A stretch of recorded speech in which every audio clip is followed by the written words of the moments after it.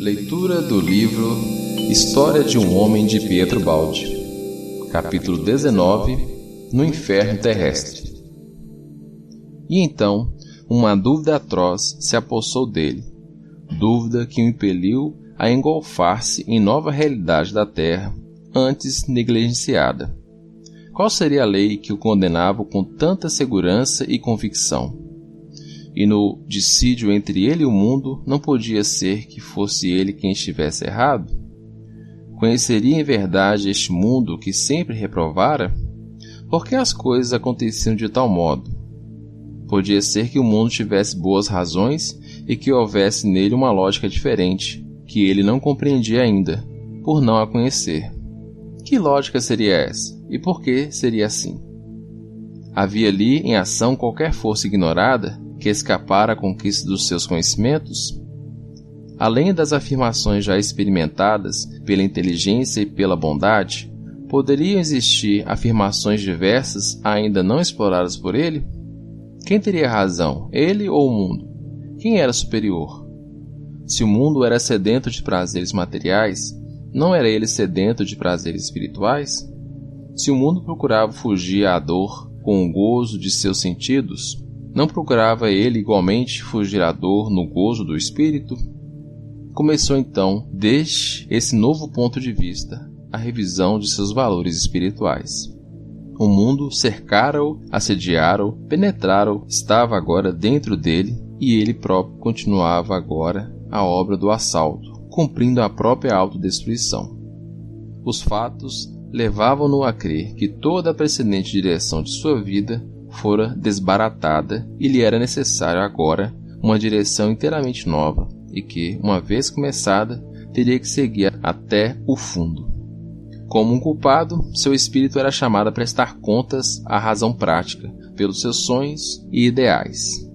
Queria ver que teria acontecido com estes, uma vez estraçalhados pelo inferno terrestre. As partes se invertiam.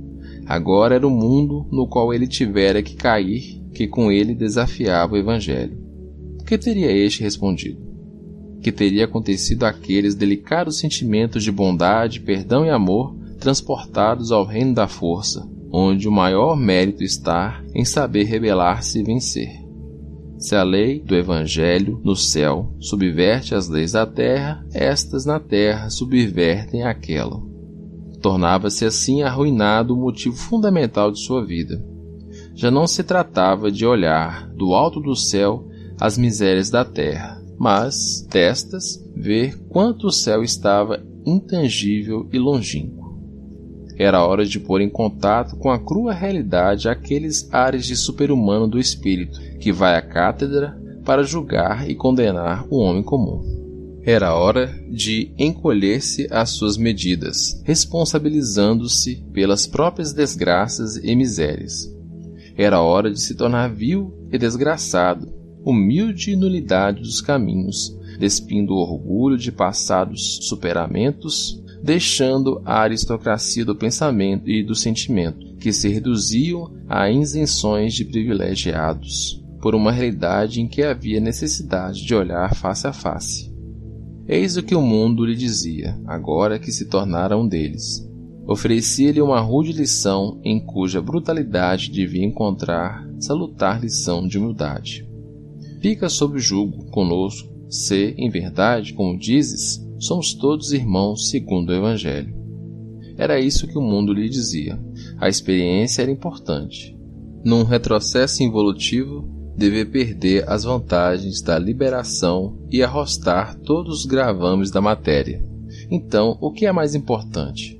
Aperfeiçoar-se para fugir do mundo, voltando-lhe as costas, ou esquecer-se de si próprio, para emergir no mundo, suportando com os seus semelhantes as suas penas? Não tinha ele, livrando-se da riqueza e aceitando o trabalho comum como um dever, escolhido esse caminho? Provavelmente, a ascensão não pode ser completa sem a descida, e o progresso se aprofunda e completa nos retrocessos. A descida era terrível. Não tinha experimentado a lição de bondade e do ideal e não fora, pelo menos agora, traído? Por que insistir na utopia do Evangelho, se tais eram os resultados? Talvez Cristo lhe tivesse sido grande ilusão de que o mundo não compartilhava e que insistia em reprová-lo, demonstrando-lhe a falsidade com seu oposto teor de vida. Aqui embaixo não tinha sentido o insensato amor por Cristo, a tola fé em Deus, o espírito de sacrifício na intenção de atingir, quem sabe quando, um céu longínquo e por agora inatingível. O mundo dava-lhe uma lição de senso prático e utilitário. Por que andar em busca de resultados tão afastados quando os havia mais próximos sobre a terra? Sem dúvida, pelo menos por agora, a experiência da bondade fracassara para ele. Isto levava-o a mergulhar na experiência da vontade e da força, na esperança de que estas não o traísse como o fizera o ideal. É provável que estas eram igualmente falazes, mas ele não as experimentara e, talvez por esta única razão, não fora atraído ainda. Já realizara a experiência da inteligência e do coração.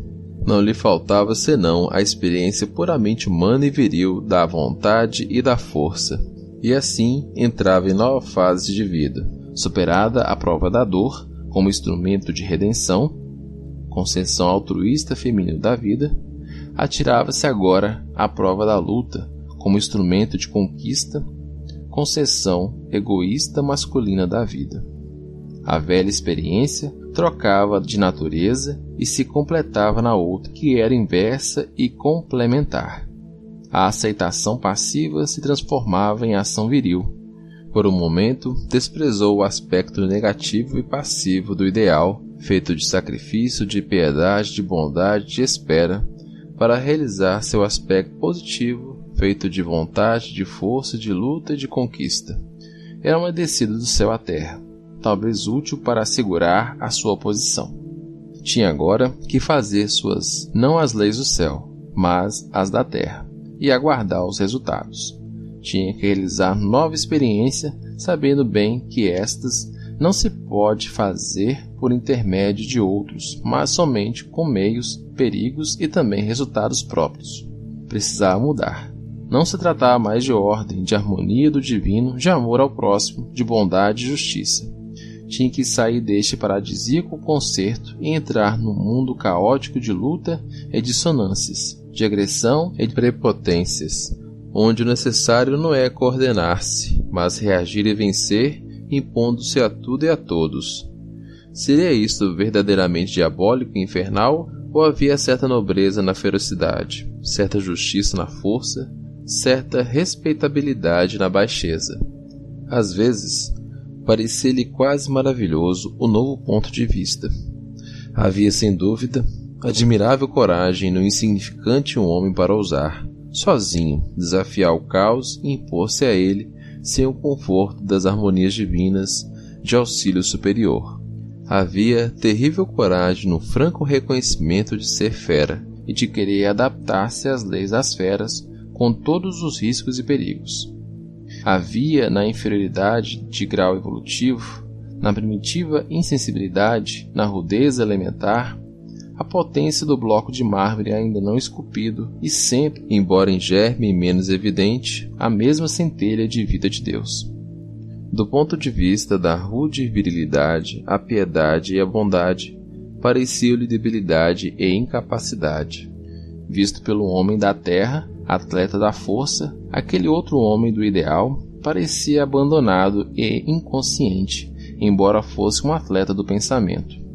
No entanto, aquele tipo de homem comum que ele tanto condenara era perfeitamente equilibrado no seu ambiente terrestre, ao passo que ele não o era. Via que a natureza premiava com o sucesso a prepotência e a astúcia, garantia a vida aos que sabem usar a força para vencer. Via que, na prática, o triunfo pertence àqueles que destroem o inimigo. Os que não sabem se defender e oferecem a outra face têm um fim brutal. Agora, via o que o mundo é, não o que será e deveria ser. A lei que os fatos lhe mostravam não mandavam ser bom e altruísta, mas forte e egoísta. Via uma natureza desapiedada que não socorre os fracos, antes os condena e persegue-os para liquidá-los. O tipo que o mundo exalta, o modelo que se apresentava como ideal a se imitar, é completamente diferente do modelo evangélico que adotara para imitar Cristo. Quando de sua experiência nesse sentido não fora compreendido. Ao contrário, fora condenado. O mundo tratava-o como um imbecil porque estava convencido de que o era. Via no mundo completa indiferença para tudo aquilo que não significasse vantagens imediatas para o próprio egoísmo. Completa indiferença para com o sacrifício e o altruísmo, que só interessavam quando podiam trazer vantagens pessoais. Que importava aos outros se ele pudesse ser mesmo um gênio, um santo ou um Marte? Os seus semelhantes não podiam se interessar senão pelo rendimento prático e o seu valor era avaliado pela medida em que pudesse ser utilizado para a vantagem dos outros. O super-humano é um fraco no campo humano. O supernormal é, por compensação de equilíbrio, condenado à miséria do anormal.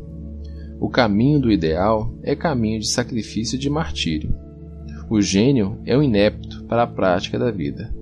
Compreende onde os outros nada compreendem, mas em compensação não compreende nada onde os outros tudo compreendem.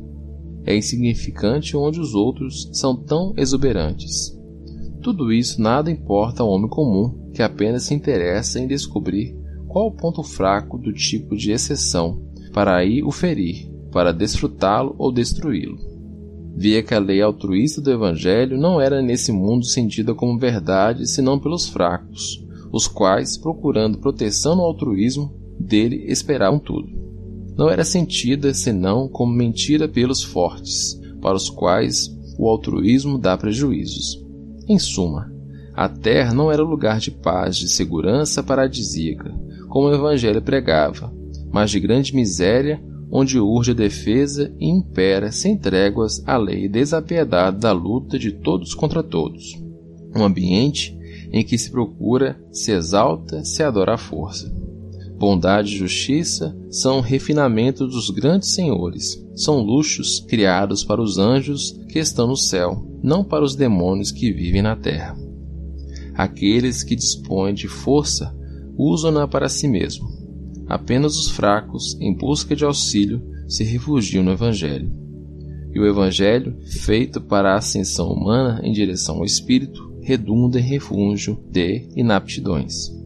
O exército que o segue não passa de multidão à procura de acomodamentos parasitários e de evasão da inexorável e desapiedada justiça das leis biológicas. Se essa justiça salutar para arrancar do refúgio todos os retardatários da evolução, todos os refratários ao trabalho que o processo impõe, todos os preguiçosos e ineptos que resistem à lei de seleção do mais forte, ele se perguntava que resultados antibiológicos, que seleção às avessas à lei evangélica acabaria por produzir, de tal modo alterada em sua aplicação e de tal modo transplantada para o ambiente terrestre. Não era esta adaptação uma terrível vingança da terra contra o céu? Não era a demonstração do absurdo da prática do ideal?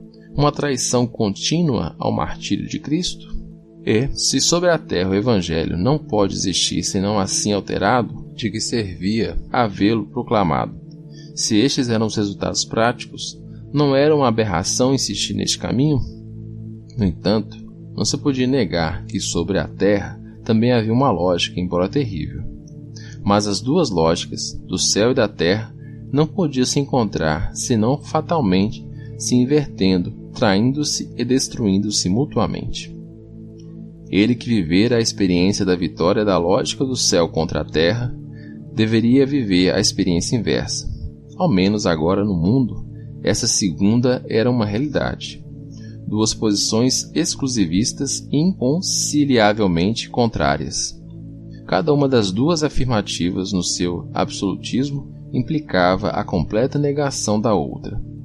E ambas investiam profundamente sobre o homem que, para viver uma, tinha que necessariamente renegar a outra.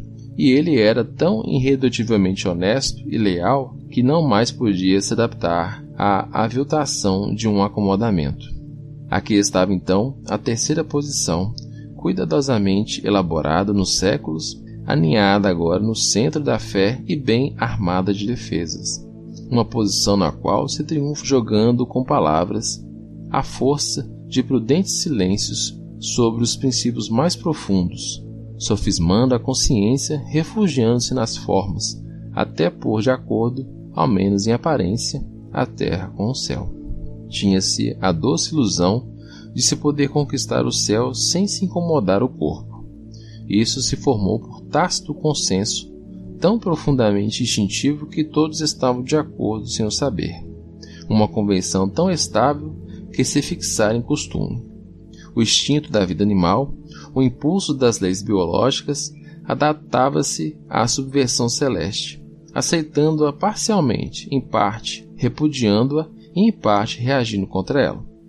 Resultava daí a formação de um tipo híbrido, nem animal nem anjo, em íntima contradição consigo mesmo. Compreendia como a medíocre natureza do homem comum podia se adaptar a essa vida de anfíbio. Talvez fosse a sua natural fase de transição da evolução. Revoltou-se contra isto. Queria continuar sendo ele mesmo, ainda na queda, e preferiu cair inteiramente, mantendo-se coerente. Detestava os sonolentos, os prudentes, os acomodatícios, as meias medidas. Queria um equilíbrio estável na terra, não um certo evoaçar sobre o pântano. Queria afrontar com coragem o inferno terrestre, em vez de se colocar como indigno às portas do paraíso. Na terrível aventura, queria ser coerente e honesto. Seguia o seu instinto e a sua natureza. A fundamental retidão do seu caráter, a sua inadaptabilidade às combinações e à mentira, a sua revolta contra a vileza de pensar só no próprio interesse, foram um fio que não se rompeu nunca e que ainda o mantém, mesmo nesta hora de trevas, ligado ao céu. O único fio que lhe permitiria, embora não o previsse, tornar a subir.